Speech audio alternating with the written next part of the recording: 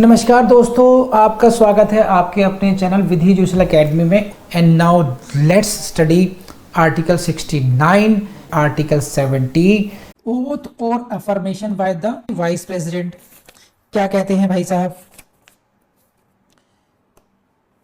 Every vice president shall before entering upon his office make and subscribe before the president.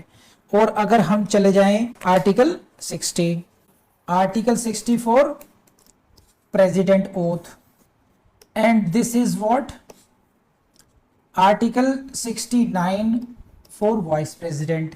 Vice president make and subscribe before president. शपथ किसके सामने लेंगे? President के सामने लेंगे, राष्ट्रपति के समक्ष लेंगे। और जो प्रेसिडेंट साहब हैं वो शपथ किसके सामने लेते हैं? चीफ जस्टिस ऑफ इंडिया और in his absence senior most जज। कल हमने चर्चा की थी। तो कोई डिफरेंस समझ आ रहा है? अंदाजा हो रहा है डिफरेंस क्या? चीफ जस्टिस ऑफ इंडिया या सीनियर मोस्ट अवेलेबल जज राष्ट्रपति के लिए आएंगे, वाइस प्रेसिडेंट के लिए नहीं आते हैं। वाइस प्रेसिडेंट के लिए जो शपथ दिलाई जाएगी वो प्रेसिडेंट की उपस्थिति में दिलाई जाएगी, या अगर प्रेसिडेंट साहब नहीं है then some person appointed in that behalf. ये ध्यान रखना। तो यहां से क्वेश्चन आता है किसकी प्रेजेंस में? तो कई बार क्या होता है हमारे दिमाग में भरा हुआ है राष्ट्रपति का, पूछा क्वेश्चन वाइस प्रेसिडेंट का, सेम लॉजिक अपना दिया कि वाइस प्रेसिडेंट प्रेसिडेंट एक ही होगा तो चीफ जस्टिस को बुला लीजिए। ऐसे कैसे बुला लोगे भाई? वाइस प्रेसिडेंट के केस में प्रेसिडेंट और समवन अपॉइंटेड बाय हिम। ठीक, नेक्स्ट शपथ क्या लेंगे? ये लेंगे शपथ, I will be a true faith and solemnly affirm allegiance to the Constitution of India। Hindi में इसको समझाता हूं मैं, संविधान के प्रति सच्ची श्रद्धा और निष्ठा रखूंगा, सच्ची श्रद्धा और निष्ठा रखूंगा। allegiance to the Constitution of India। And same पढ़ी थी हमने in case of president as well. तो सेम आपको मिलेगी यहां पर। आप प्रिजर्व, प्रोटेक्ट अलग है भाई, एंड डिफेंड द कॉन्स्टिट्यूशन, है ना? ये ध्यान रखना। Preserve, protect and defend, PPPD, preserve, protect and defend the constitution की शपथ कौन लेंगे? राष्ट्रपति लेते हैं। और ये लेते हैं एलिजियंस टू द कॉन्स्टिट्यूशन। इन दोनों की शपथ में डिफरेंस आ गया। तो यहां से भी क्वेश्चन बनता है आपका, डिफरेंस किसकी प्रेजेंस में शपथ ले रहे हैं, यहां से क्वेश्चन बनेगा।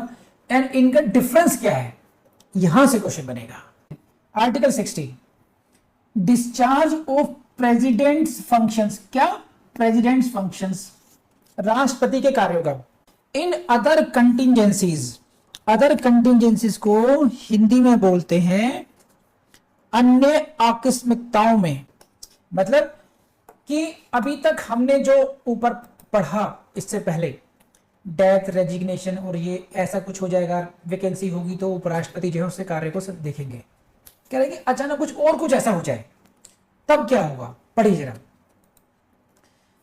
पार्लियामेंट में, इसी को हाईलाइट कर लीजिए और यहां लिख लीजिए P, पार्लियामेंट में make such provisions as it thinks fit, जैसा इसको उचित लगे। किसके लिए?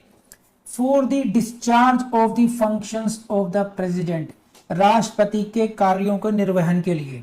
कौन प्रोविजन बनाएगी? प्रेसिडेंट करेगी।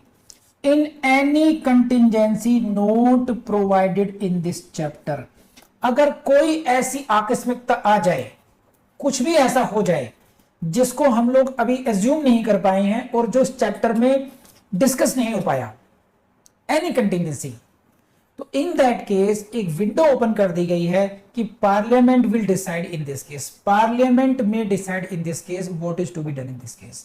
तो ये उन कंटिंजेंसी क्या है, प्लीज दोबारा पढ़ लीजिए, भूलना मत।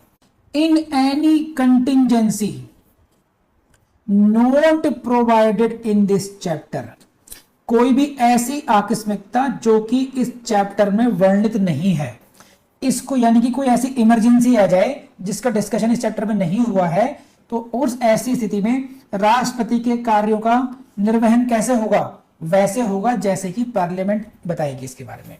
पार्लियामेंट में make such provisions as it thinks fit. तो क्वेश्चन ये आएगा कि इन सच कंटिंजेंसीज, कोई ऐसी कंटिंजेंसी आ गई जो कि चैप्टर में वर्णित नहीं है, तो in that case who will decide? Parliament will decide this. तो आई बिलीव आपको बड़ा इंटरेस्टिंग आया होगा। देखिए ये टॉपिक बहुत इंटरेस्टिंग है और अच्छी तरीके से याद करना है आपने इसको। बस ये जिन जिन पॉइंट को मैंने हाईलाइट कराया, जहाँ जहाँ से बताया क्वेश्चंस आएंगे, आप उनको नहीं भूलेंगे। With this advice let's end this topic.